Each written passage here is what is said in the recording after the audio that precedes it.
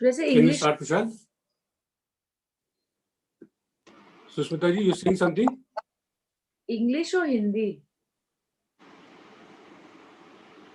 Suit yourself. दोनों में थोड़ा थोड़ा बोलना पड़ेगा. Yes, sir. We can start now. Okay. Thank you, everybody. आप सभी का आज की ब्रीफिंग में स्वागत है. कल हम सब ने प्रधानमंत्री जी का संबोधन सुना, जिसमें उन्होंने आर्थिक पैकेज की घोषणा की.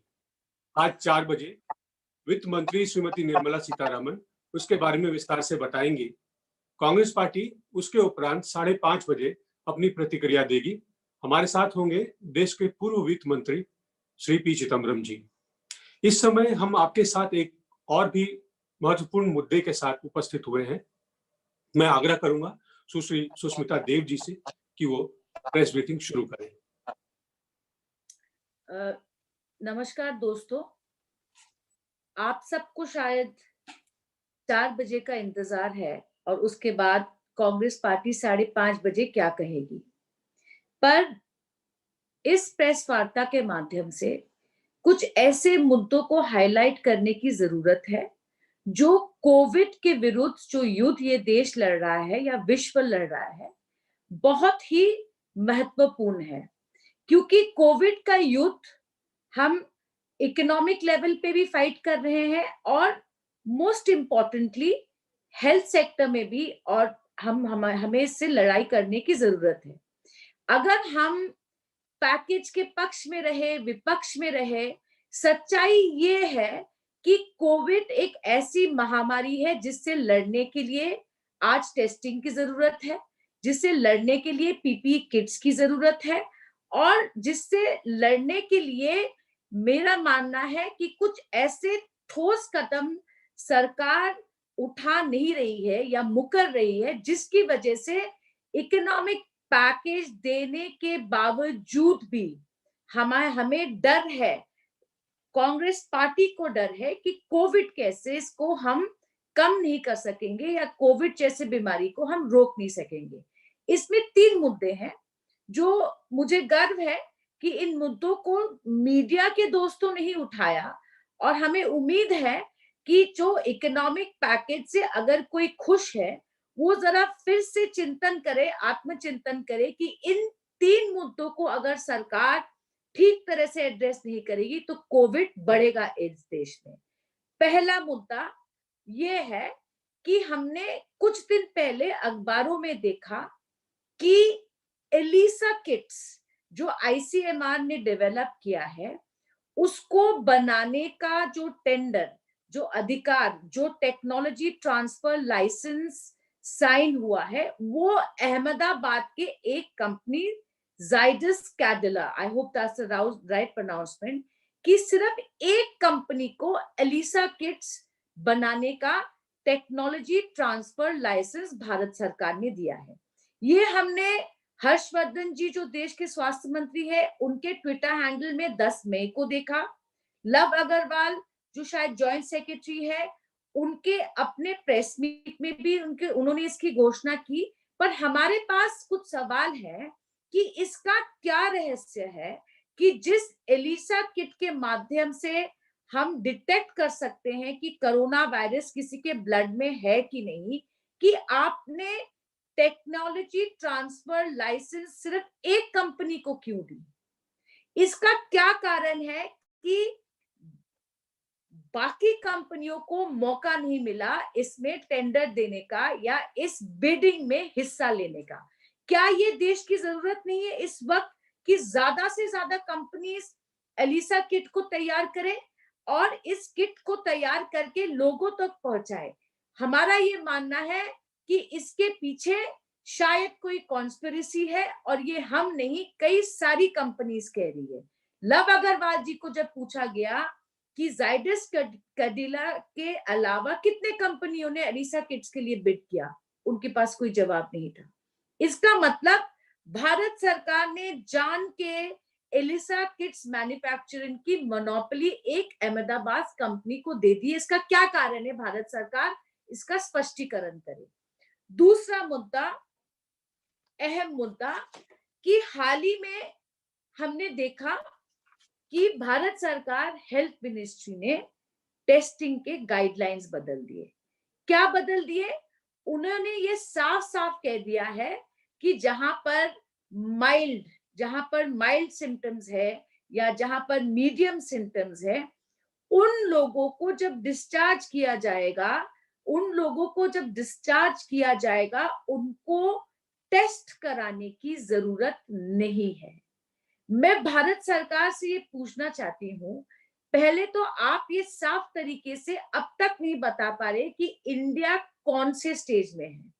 क्या हम कम्युनिटी स्प्रेड की स्टेज में पहुंच गए हैं, या क्या हम कम्युनिटी स्प्रेड के स्टेज पर अभी तक नहीं पहुंचे हैं? क्योंकि जिस स्टेज पर हम हैं, क्या ये जस्टिफाइड है कि माइल्ड केसेस को या मीडियम केसेस को आप बिना टेस्ट कराए किस तरह से उनको आप डिस्चार्ज कर रहे हैं? ये अहम सवाल है। क्यों है? क्योंकि इससे पहले जो गाइडलाइन था उसमें चेस्ट रेडियोग्राफ की जरूरत थी, उसमें कंसेक्यूटिव 2 नेगेटिव टेस्टिंग के बाद लोगों को डिस्चार्ज किया जा रहा था। इंडिया, भारतवर्ष में अगर कोई ये कहता है, चाहे वो भारत की सरकार हो या कोई भी मुख्यमंत्री हो या कोई ब्यूरोक्रेट हो, अगर वो कहता है कि अब तक कोरोना वायरस को हम रोक सके हैं या सीमित कर सके हैं, तो ये निर्णय जो सरकार का है, जो ना टेस्ट करा के लोगों को डिस्चार्ज करने का निर्णय है, वो पूरा युद्ध जो अब तक हम लड़ रहे हैं, जो हमने संख्याओं को सीमित रखा है, उसमें भारी प्रभाव पड़ने वाला है।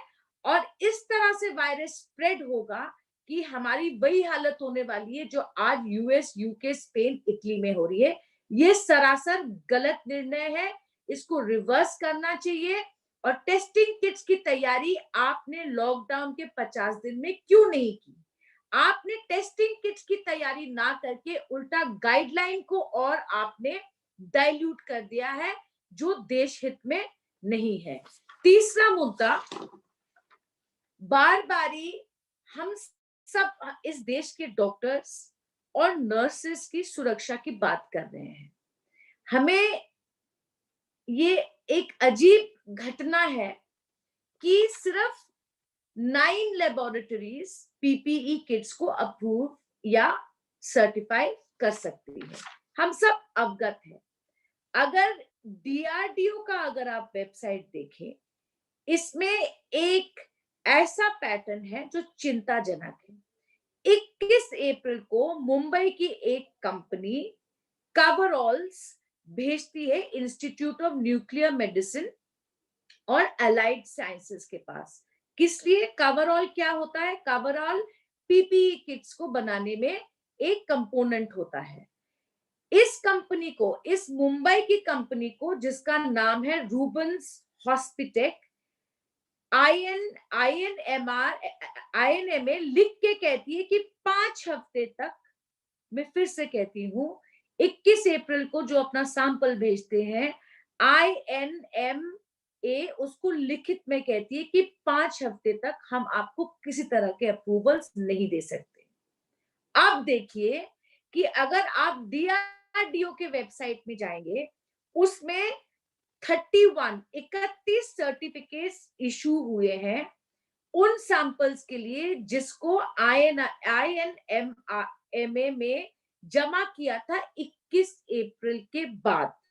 ऐसे 9 सैंपल्स है जो 3 और 4 मई को सबमिट किया अप्रूवल के लिए, 8 मई को उनको अप्रूवल मिल जाता है। पर मुंबई की उस कंपनी को 21 अप्रैल को कहा जाता है आप 5 हफ्ते रुकिए। Is this a pick and choose policy? क्या ये वक्त है कि आप एक कंपनी को 5 हफ्ते रुकने के लिए बोल रहे हैं, दूसरी कंपनियों को आप 3 दिन में दे रहे हैं? इसको आप कब स्ट्रीमलाइन करेंगे? डॉक्टर्स और नर्सेस इन्फेक्ट हो रहे हैं, अपनी जान की बाजी लगा के वो अस्पतालों में काम कर रहे हैं, और आप 24 मार्च से लेकर जब से आपने गाइडलाइन चालू किया अब तक आप एक सिंपल प्रोसेस को, सर्टिफिकेशन प्रोसेस को आप स्ट्रीमलाइन नहीं कर पा रहे। मींस आर्बिट्रेरी है, किसी को पता ही नहीं कि क्या जस्टिफिकेशन है। एक कंपनी को 5 हफ्ते, एक कंपनी को 4 दिन। इसलिए भारत सरकार से हम ये कहते हैं कि जो स्टिमुलस पैकेज आप 50 दिन बाद लाए हैं, वो शायद देश को 4 हफ्ते पहले आपने देना था। इन मुद्दों को जो हम अब उठा रहे हैं, कांग्रेस पार्टी हर उस मुद्दे को पहले उठाती है जो 4 हफ्ते बाद बहुत बड़ी क्राइसिस होने जा रही है। पहला मुद्दा कि आप एलिसा किट्स बाकी कंपनियों को क्यों नहीं दे रहे, क्या रहस्य है? आप अपने लैब्स को सर्टिफाइंग इंस्टीट्यूट्स को क्यों स्ट्रीमलाइन नहीं कर पा रहे हैं पीपीई किट्स के अप्रूवल के लिए? उसको तुरंत किया जाए। And last but not the least, जो निर्णय आपने बिना टेस्ट कराए लोगों को डिस्चार्ज करने का किया है, उसका इतना बुरा प्रभाव देश में होने वाला है। अब तक हमने कुछ 2000 करीब डेथ्स देखे हैं, हम 1 लाख के अंदर अभी भी इन्फेक्टेड है। ये इस पूरी मेहनत को आप जीरो करने वाले हैं और हमारा वही हाल होने वाला है जो यूएस यूके में हो रहा है। ये 3 मुद्दों को भारत सरकार ध्यान से देखे और संशोधन करे इन पॉलिसीज में। ये कांग्रेस पार्टी की डिमांड है। अगर दोस्तों कुछ सवाल है जरूर पूछें। Ma'am, if you could also speak a little bit in English for our English press, briefly. I would like to address my friends in the media. While we wait anxiously for the 4 p.m. press meet of the Honorable Finance Minister, this is a crisis that the world is facing, and there are 2 aspects. One is livelihood. We understand how important the economic package is, and we'll discuss it at a later stage. But can anybody deny the fact that unless we fight it on a war footing when it comes to testing, unless we fight it on a war footing when it comes to giving PPE kits to our doctors and nurses, that we cannot fight it? There are 3 important aspects which I assure you, my friends, are going to multiply itself into another tsunami on the country. Number 1, what is the reason that you are giving the tender and the technology transfer license to only one Ahmedabad company called Zydus Cadila? What is the justification that you did not have an open tender? What is the justification that you did not allow other companies to bid for it? Mr. Agarwal, the Joint Secretary of the Health Ministry, says his criteria was faster pace. His criteria was the wherewithal to do production in the first place. Who were you comparing the capacity of Zydus Cadila, the Ahmedabad-based company? Who were you comparing it with? Who were you actually competing with? There is absolutely no transparency. You have created a monopoly. The government is given an added advantage to one company, and now is the time to actually give this opportunity to hundreds of companies. Prime Minister in yesterday's speech said how we are making PPE kits now. But I would like to tell him on the second issue that the coverall that a Mumbai company called Rubens Hospitech submitted on the 21st of April to the Institute of Nuclear Medicine and Allied Sciences wrote back and issued a notice saying wait 5 weeks. That means this company waiting for 5 weeks cannot bid for the PPE equipment. On the DRDO website, surprisingly, they have given 31 certificates for people who submitted samples after 21st April. Why this discrimination? Why is the government not being able to streamline it? What is the excuse that 9 samples were submitted on 3rd and 4th May and got their certificate on 8th May, but a Bombay company called Rubens Hospitech is asked to wait for 5 weeks? What is the justification? Is this a transparent process, or are you picking and choosing people? Last but not the least, what is a plausible explanation for India revising its guidelines on testing? What justification is there to say that for mild and medium cases that you will be discharged without a test? there can be only one reason, that you have wasted the 50 days lockdown and not procured enough testing kits. India till now, given the size of its population, given the vulnerability of the people who live in slum areas where social distancing a challenge, I believe that the numbers are still manageable. This one single policy of the government of India of discharging people without testing them is a disastrous decision, and we will actually be pushed into a deeper crisis like many of the Western countries. This must be reversed. People cannot be allowed to suffer because the government of India did not prepare with the enough numbers of testing kits. These are important issues. While 4 o'clock, we will decipher and we will dissect the economic package and the stimulus the government is going to give. I urge the government of India and I appeal to the Prime Minister of India, these three issues must be changed, must be looked into, and the policies must be changed. Thank you very much for your patient hearing. Thank you Sushmita ji. मैं आग्रह करूंगा कि सवालों को इसी मुद्दे पर सीमित रखें, क्योंकि हम 5:30 में फिर आपके समक्ष उपस्थित होंगे। तो आपके सवाल होंगे इस मुद्दों से, तो कृपया करके एक एक करके पूछें। रमन जी, पहली उंगली। सुष्मिता जी, मैं ये सवाल पूछना चाहता हूं कि आपने जो कहा कि सरकार ने जो कोरोना के पेशेंट्स हैं उनकी गाइडलाइंस बदल दी। क्या लगता है कि सरकार को इस बात का डर है कि बड़ी तादाद में कोविड-19 पॉजिटिव पेशेंट सामने आ रहे हैं, जिसको कि सरकार हैंडल नहीं कर पा रही है। लेकिन हमने देखा कि जो बड़े पैमाने पे श्रमिक अपने अपने राज्य जा रहे हैं, खासतौर पे बिहार और उत्तर प्रदेश, वहां की राज्य सरकारें भी इस पूरे घटना पर, पूरे मामले को कंट्रोल करने में नाकाम साबित हो रही हैं और कई जगह से ऐसे मामले सामने आ रहे हैं। ऐसा लगता है कि आने वाले समय में कोविड-19 के संक्रमित मरीजों की संख्या काफी ज्यादा बढ़ेगी। देखिए, संख्या अगर बढ़ेगी, उसको रोकने का यही तरीका है कि आप टेस्टिंग बढ़ाएं और जो पॉजिटिव टेस्टर है उनको आइसोलेट करें। अगर आप डिस्चार्ज करना शुरू कर देंगे विदाउट टेस्टिंग, तो ये बढ़ेगा ही बढ़ेगा। माइग्रेंट्स के जो मूवमेंट हो रहे हैं, माइग्रेंट्स अगर आज बिहार से उड़ीसा जा रहे हैं या तेलंगाना से आसाम जा रहे हैं, कहीं भी जा रहे हैं, वो देश के किसी भी कोने में हो, आपको टेस्टिंग किसी भी हालत में रोकना नहीं चाहिए, बढ़ाना चाहिए। इसलिए ये क्या रहस्य है कि आप डिस्चार्ज करने को तैयार है विदाउट टेस्टिंग? इसके दो ही कारण हो सकते हैं। एक, आपने टेस्टिंग किट्स तैयार नहीं की 50 दिन में, जो 50 दिन के लॉकडाउन में आपको तैयारी करनी थी। और दूसरा कारण ये भी हो सकता है कि आप देश की जनता को सही संख्या बताने की जरूरत नहीं समझते, इसलिए आप टेस्टिंग नहीं कर रहे हैं। आइदर वेज ये दोनों नीति गलत है।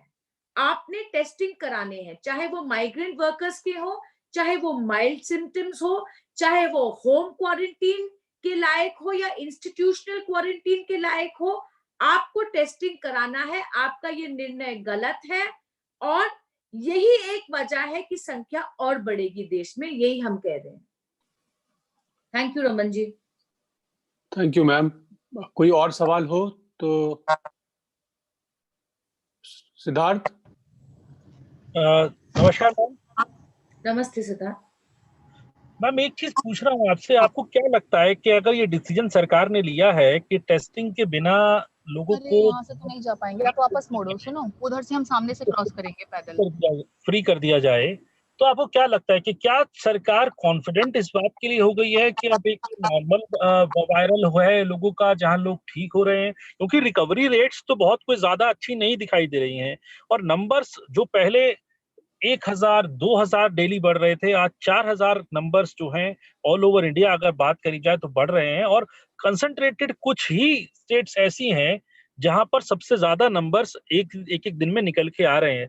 तो आपको नहीं लगता कि जो स्वास्थ्य मंत्रालय है वो प्रोएक्टिव नहीं है और उसका खामियाजा स्टेट्स अपने ऊपर अपने हिसाब से जो परफॉर्म कर रहे हैं। दिल्ली की बात करें, दिल्ली में तो सरकार ने ये तक कह दिया है कि जो ट्रेन से आ रहे हैं वो एसिम्प्टोमेटिक है तो उन्हें क्वारंटीन तक होने की जरूरत नहीं है। क्या कहेंगे आप? सरकार अब तक जो नीति अपना रही है, डिस्चार्जिंग विदाउट टेस्टिंग, मेरा ये मानना है कि ये सरकार अपनी कमी को ढकने के लिए कर रही है। दो कमियां हैं, एक आपने भारी मात्रा में टेस्टिंग किट्स नहीं प्रोक्योर किए, तैयार किए, और दूसरा ये कारण है कि आप देश को बताना ही नहीं चाहते कि कितने लोग पॉजिटिव टेस्ट हो रहे हैं, और जब तक आप टेस्टिंग करके पॉजिटिव नहीं उसको डिक्लेयर करेंगे, आप इस स्प्रेड को रोकेंगे कैसे? आज आपने मुझे डिस्चार्ज कर दिया और कहा कि आप 7 दिन के लिए, आप अब 7 दिन के लिए घर जाइए क्योंकि पिछले 3 दिन से आपको बुखार नहीं है। मैं अगर एसिम्प्टोमेटिक हूं और मैं इधर उधर घूम रही हूं तो स्प्रेड होगा। तो ये जो नीति आपने बनाया है, सीधी सी बात है, आप अपनी कमी ढकने के लिए ये नीति बना रहे हैं। ये आप लोगों के हित में नीति नहीं बना रहे हैं। ये मेरा कॉमन सेंस कहता है दैट हेल्थ मिनिस्ट्री ये डिस्चार्ज विदाउट टेस्ट की जो नीति बना रही है, सिर्फ 2 हफ्ते रुकिए, आप कहेंगे कि कांग्रेस पार्टी सही कह रही थी। भारतवर्ष का वही हाल होने वाला है जो स्पेन और इटली में हुआ है, आप देखते चलिए। और कोई सवाल है प्रणव जी? संदीप स्वर्णकार, let this be the last question. Even I have a questions, ma'am. Okay, Sushmita, मैं संदीप बोल रहा हूँ वर्तमान न्यूज़पेपर से।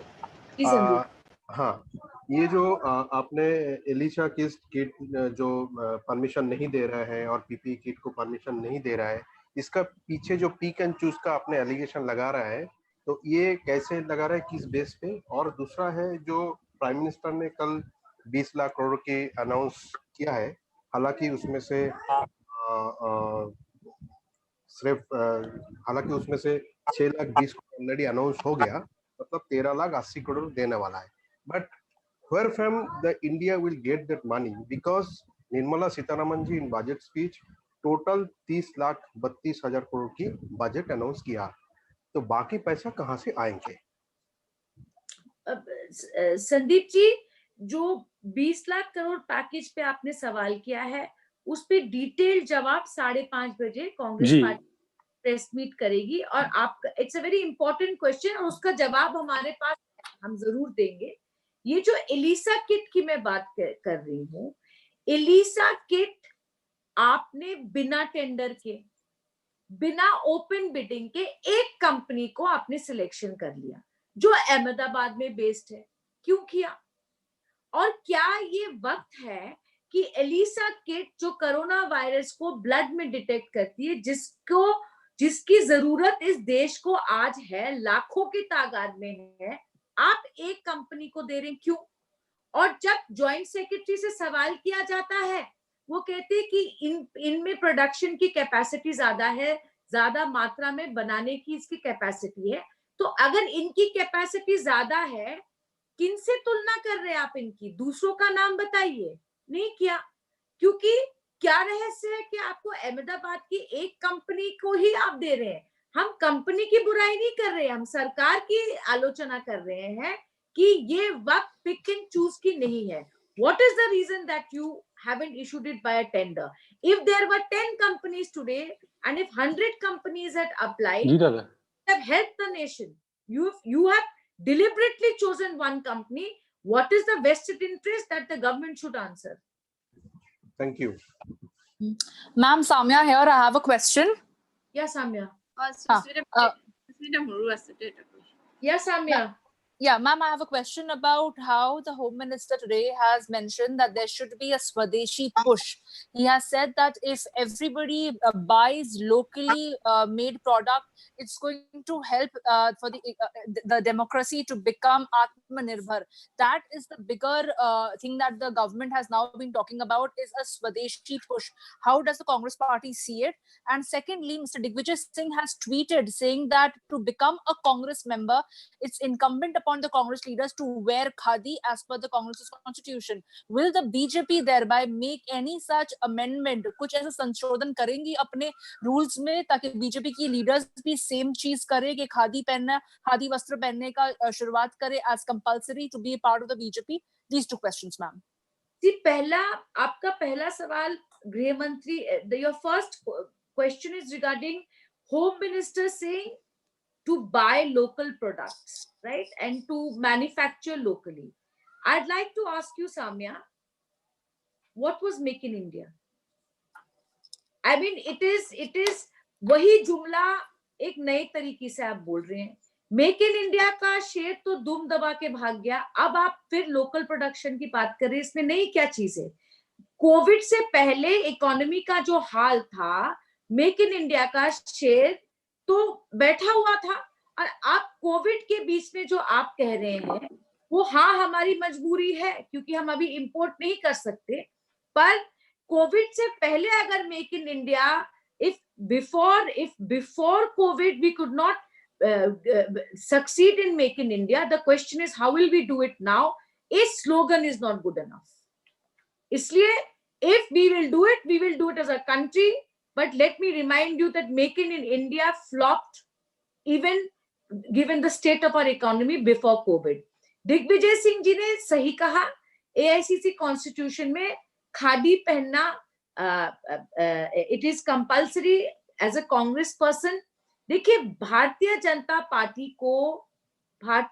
पार्टी स्वदेशी की बात अब कर रही है, खादी की बात वो अब कर रहे हैं भारतीय जनता पार्टी, और कांग्रेस पार्टी आजादी से पहले स्वदेशी की बात कर रहे हैं और खादी की बात कर रहे हैं. महात्मा गांधी के साथ कंधे से कंधा लड़ा के आजादी की लड़ाई के वक्त से हम ये बोल रहे हैं. फिर भी मेरा मानना है that BJP can capture anything to hide behind all its double standards. Every time the BJP talks about Khadi, Mahatma Gandhi and Swadeshi, these are masks they wear to cover their failure, nothing more. Thank you, Pranav. Thank you everyone. Thank you for joining. We'll again meet at 5:30. Thank you. 5:30 बजे पूछ लीजिए. Related to Assam आया था. Simple question था, वो उसी से related था, कंपनी से. उनको असम से पूछ लीजिए, रीमा जी को. असम रिलेटेड এটা আছে. हाँ, को সুস্মিতা বাইদেউ. সুস্মিতা মই ৰিমাই কৈছিলো. अच्छा, অসমত हाँ, in Assam the prime minister package जो दिया है for farmers, it was a very in a corruption, you know, all officers opening their own accounts in relatives account, and the huge money they have taken to their own accounts. Their target people, the farmers, are not getting the package. Please react.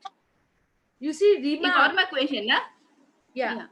This is with manufacturing what? Can you clarify that? Manufacturing No. Actually, Prime Minister जो package दिया था, so farmers के लिए for 6,000 rupees for the in a 3 installment 2,000. So officials are opening their own accounts and they diverted money to their accounts. It's a big huge corruption on that. The PM Kisan Yojana that was given to actually make sure that the farmers survive in India. In Assam, it has turned into a family project for the BJP. The entire scheme has been usurped by BJP workers. The officials have opened accounts in their own name. It is a big scam in Assam. And at various levels, this has been raised. It is very, very unfortunate that the BJP has allowed such corruption in Assam when it comes to the farmers' pension that the Prime Minister announced. And I feel there should be an independent inquiry in this. There should be investigation in this. And all the people involved in this, whether it is officials or whether it is BJP workers, they need to be arrested. And they need to be put behind bars for afford being a part of such a big scam when the people of the nation are suffering? Okay, thank you. Madam, good afternoon, madam. You just mentioned about the Ahmedabad company regarding testing kits. मैं ये जानना चाह रहा हूँ कि whether this company has any political connection because of that it got favoritism. इसी से connected ma'am सवाल मेरा भी है, जो कंपनी जिसके बारे में आप बता रहे हैं कि इन्हें वरीयता दी गई है, इनको लेकर के क्या आप कोई कंप्लेंट करेंगे कि किस आधार पर इन्हें ये ठेका दिया गया, इन्हें अप्रूवल दिया गया, और बाकियों को जैसा कि आप बता रहे हैं कि लंबा समय लग रहा है अप्रूवल मिलने के लिए और इन्हें आनन फानन में दिया गया, इसको लेकर के क्या आप आगे अथॉरिटीज को चैलेंज करेंगे, खास करके इस तरह की सिचुएशन में जबकि रिक्वायरमेंट पूरे नेशन की है और बड़े लेवल पर आवश्यकताएं हैं इन चीजों की? देखिए, सीधी सी बात है, एलिसा किट्स आईसीएमआर ने डेवलप किया, इसको बनाने का लाइसेंस सिर्फ एक कंपनी को मिली जो अहमदाबाद से है। इसका क्या बेसिस है, सरकार बताए ना। और अगर कोई बेसिस न्यूट्रल नहीं बता सकती तो ये भी स्कैम है। और देश को एलिसा किट्स की जरूरत है, भारी मात्रा में कंपनीज को इनवाइट करना चाहिए और उनसे बिडिंग करानी चाहिए और ज्यादा से ज्यादा कंपनीज को ये अधिकार मिलना चाहिए। और एक कंपनी को देने का क्या आधार है, अगर सरकार नहीं बताएगी तो मेरा मानना है दाल में कुछ काला है। Thanks Pranav. Thank you everyone, thank you very much. Thank you.